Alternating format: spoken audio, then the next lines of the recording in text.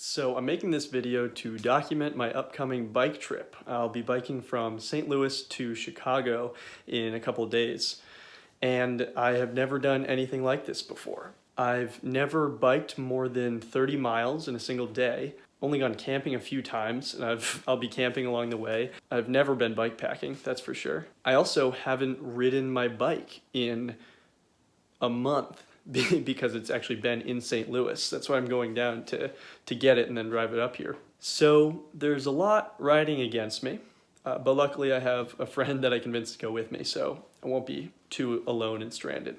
This is all of the stuff that I'm bringing. I have this frame bag, this seat bag that I'll attach to the back seat, and this little backpack that hopefully won't be too heavy, and then obviously some water bottle cages and water bottles, so I won't have to put those in a bag.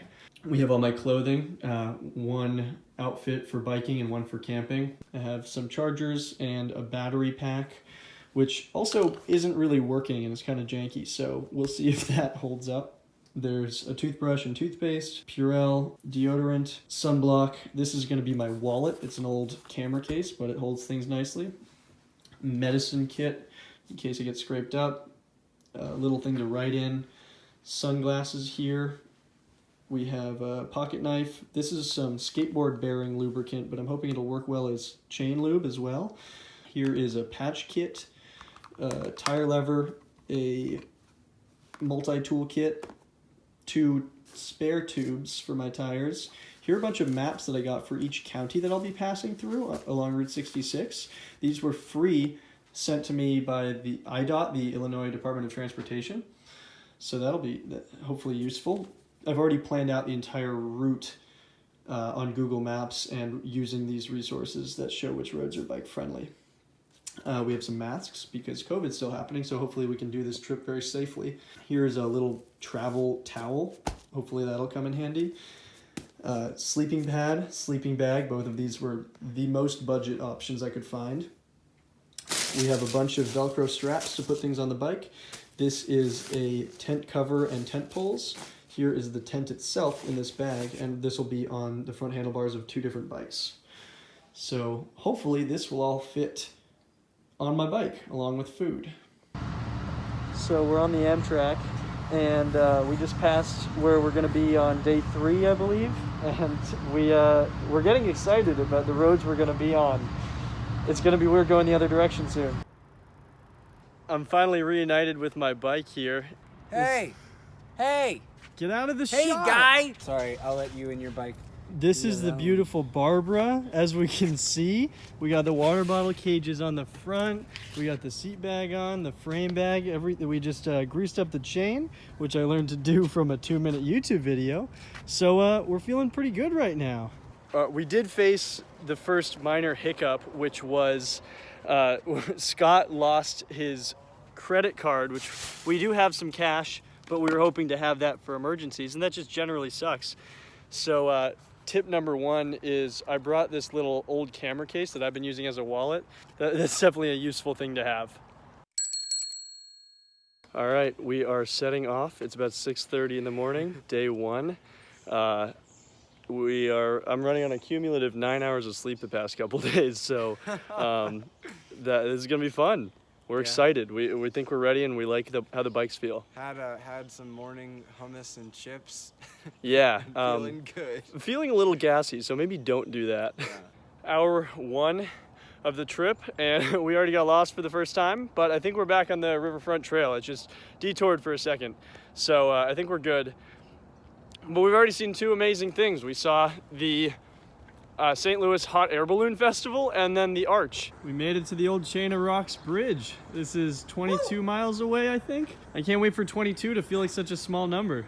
I just had the best meal of my entire life at North Main Diner in Edwardsville. Oh my God, I am just feeling so overwhelmingly grateful, and I'm definitely sore, but I'm feeling great. When the one thing you want is the one thing that's out of your reach. Agony, far more painful than yours. Adam? Sandy. Yeah. See ya. Safe riding.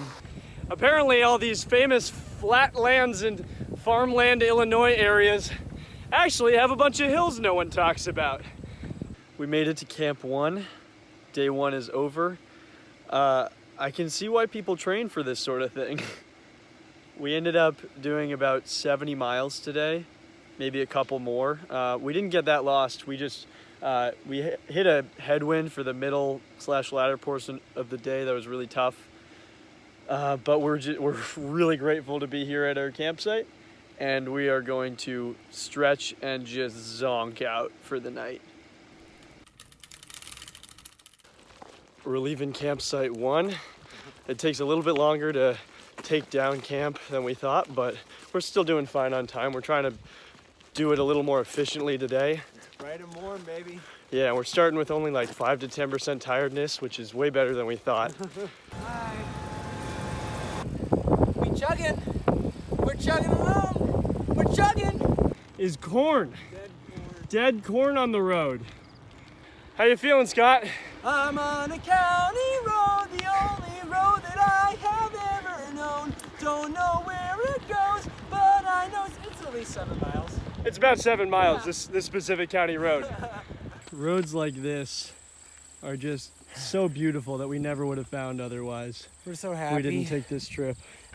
This may sound cheesy later, but I was just thinking that the sheer amount of miles on this trip is helping me realize that every little ounce that you carry counts, and every little mile that you ride counts. And that's the moments we live day to day, and the energy that you put out moment to moment. It's fine to complain every once in a while. It's fine to make a weird comment every once in a while, but overall it all accumulates, and I think that's kind of beautiful and helps me recontextualize, what energy I want to put out in the world and into my life and those around me. My lips are chapped too, so that's what we're dealing with. Scott can't feel his butt. Yeah, we've been doing pretty much nothing but voices and singing all day, making up songs, and it's surprising how quickly it's gone by. I told you before about what he thinks, he's learned and what's beautiful. And for me, we improvised a 15-minute song earlier that ended with the sentiment, even if you can't see the things that you want to be true, it doesn't mean that they're not, living all around you.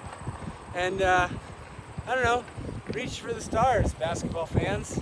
Became woman, became man, became woman, became man, became me. Yeah! What's up, sports fans?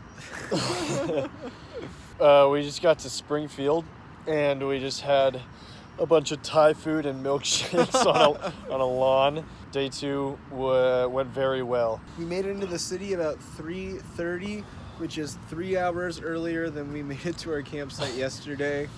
And we've already had dinner, so after this we have about a mile and a half to the campsite. Then we get to just set up our tent and relax until we go to bed and do it all over again. And one other thing. So we stopped at a bike shop a couple miles ago. We walked in and Ike walked up and he was like, yeah, we're taking this trip from St. Louis to Chicago. And the guy just looks at me and goes, on that bike? That's brave. They told me that I was riding this trip on pretty much the worst possible bike.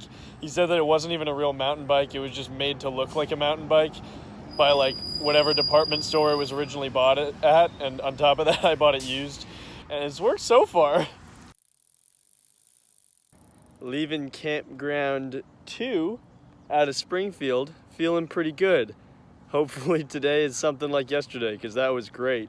Sally, Scott's peanut butter jar, just fell out. Only fallen out a couple times so far this trip, Yeah, but it's only time 2. hopefully she's gonna stay secure now. We brought her all the way from Chicago. She's the daughter of a peanut butter jar that's made the rounds between Chicago, Houston, Michigan, back to Chicago, Indiana.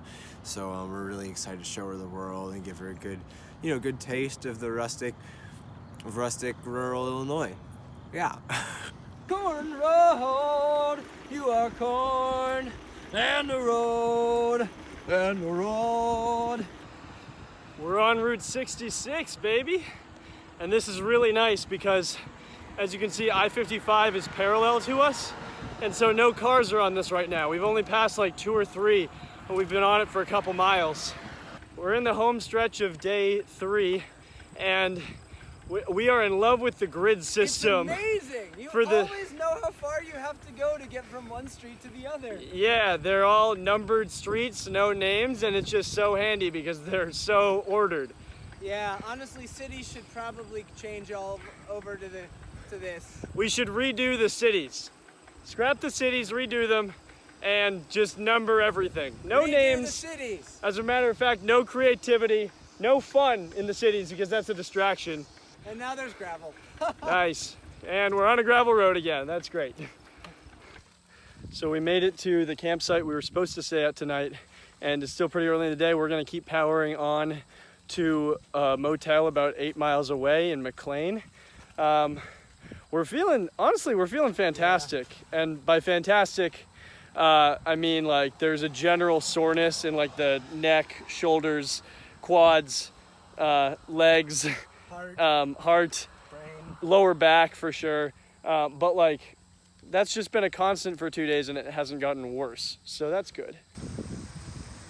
We made it to our motel room a little while ago, and gosh, I mean, biking for several days all day makes you like deprived of basic amenities to the point where when you actually get like a hot shower or like a bed, it is just the best feeling in the world. This Super 8 motel is just, it feels like heaven on earth. We are really happy with our choice to spend the night here, and we're really shocked at how like safe we felt this whole trip, COVID-wise as well, with masks virtually everywhere in rural Illinois, and everyone being really friendly, and we've been able to keep our distance so far. Day 4 is about 3 things: Smoothie King for lunch, Burger King free Whoppers for dinner. It's a royal kind of day. And Judy, who's just the kindest person on the phone, who's the campground director tonight.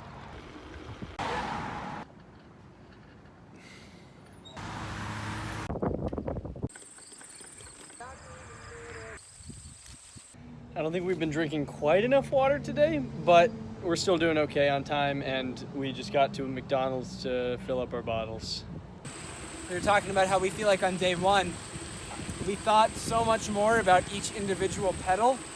And then since then, it's kind of just a switch that you turn on and you're pedaling for 10 miles and it's just kind of on, it's automatic, kind of like a machine. Hi!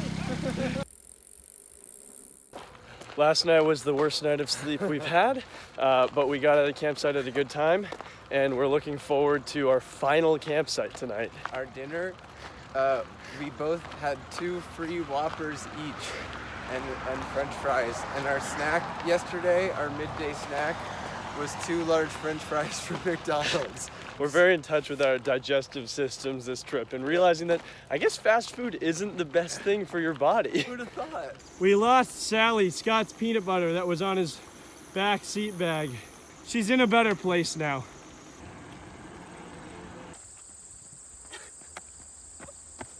We can't run anymore because of our legs. It feels so heavy.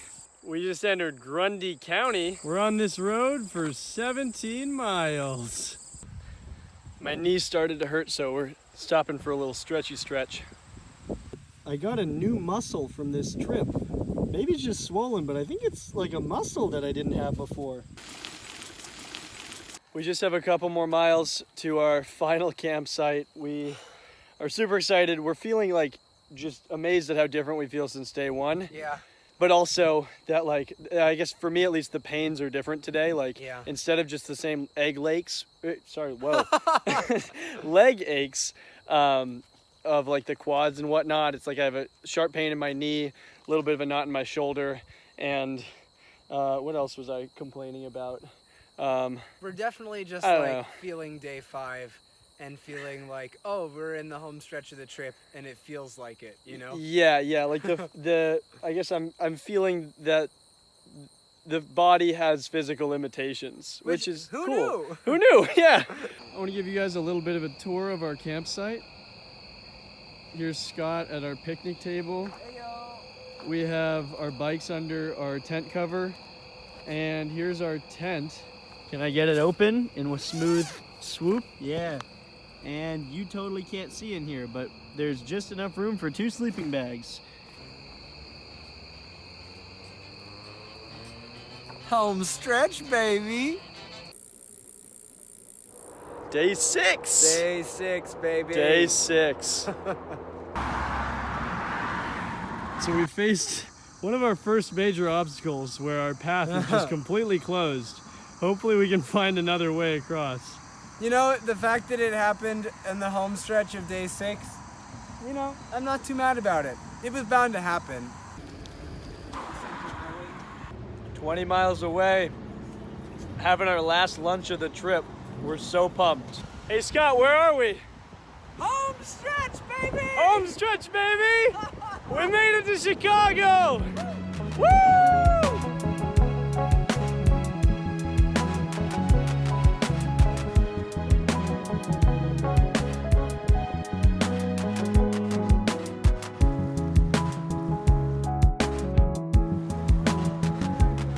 We finally made it back home.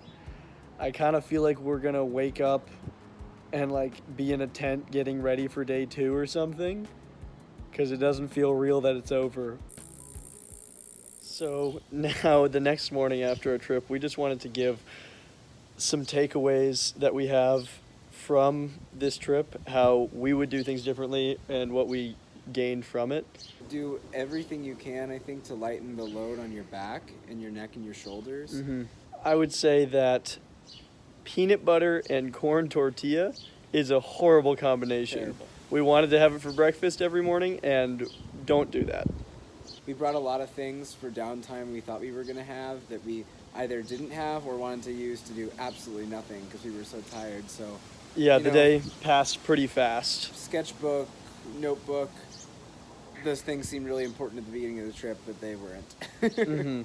I read some things beforehand that told me do a trip like this with the right bike, and I didn't listen because this whole trip was about getting my bike from St. Louis to Chicago, and I'm glad I did it with Barbie. She was a great bike, but if I were to do another trip like this again, I would make sure that I have a better bike that's just more efficient and better suited for a trip like this. So take that with a grain of salt, because I'm also glad I did a trip like this, and I know buying a more expensive bike is not an option for everyone, and that shouldn't be a barrier to entry. Yeah. But it is way easier with a better bike. The first day was really hard for us, and we didn't really have a good mindset or methodology for how to approach a day. And the way we started approaching days after day 1 was to take a bird's eye view of what we had to accomplish, so okay, this is a 60-mile day, and we go through 4 towns and then end at a campsite. Instead of thinking about the trip in a million turns or a bunch of little pieces, we kind of tried to take it in big chunks and then said, great, let's split that big chunk up with a good break. Because if you can pedal consistently for 45 minutes to an hour, even if you're not going super fast, if you're keeping a constant speed, you're talking to your friend, the time is going to pass way, way better. You're going to be way more efficient. It'll feel better on your body than if you're, stopping whenever and going turn to turn. Speaking of which, bring a friend if you can. It was so much more fun for morale purposes and made the day pass so much faster and helped us with so many decisions. We were each able to pick up our weight when needed in different roles. Like Scott was definitely pulling me through some morale moments. At the same time, he didn't have to do any of the navigating because I picked up the slack there. So we really felt like we balanced each other out in a lot of ways. Another thing is to plan the route as much as you can beforehand.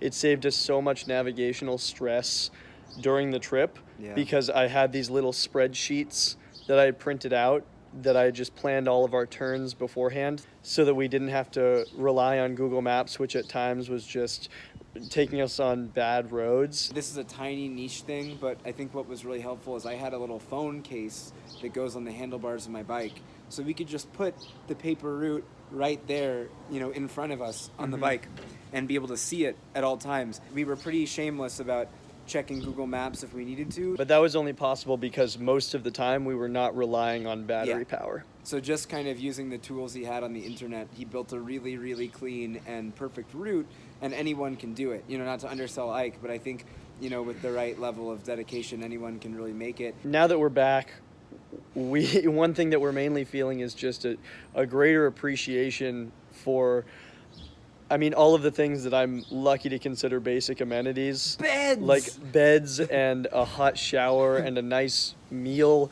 A glass of wine on the porch. Exactly. All of it is just so much better now that we're back because we, I guess, deprived ourselves of it for 6 days. But we also got to bike for 6 days straight, and that was so much fun. Yeah. The trip was Ike's idea, and Ike planned the route, and I was so thankful to go along on the ride. So my big recommendation is when someone asks you to go on a crazy bike trip, you say yes. Yeah, you're doing something scary and crazy and hard, but be ambitious, know that you have way more in you than you probably think. Even if day one is really hard, like day two, you're gonna wake up and be glad that you're on the trip. And as long as you have some fun and you're kind to yourself, you eat cool food when you're in dumb towns, and you stop and smell the roses once in a while, I think you will find you have a lot of bike in you that you might not have realized. Yeah. And even if it's not biking, even if it's just some other crazy idea you have that you think would be fun. Run from St. Louis to Chicago. We shouldn't have had bikes. Yeah, that was too much. We should have taken our time. But seriously, if you just have any crazy idea that you're wondering if you should pursue, just go for it. You don't have much to lose. It could be so much fun and so life-changing that, like Scott said, just be ambitious.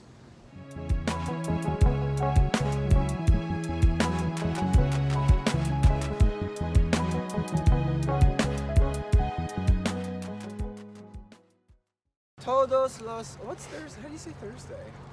Viewers, how do you say Thursday in Spanish?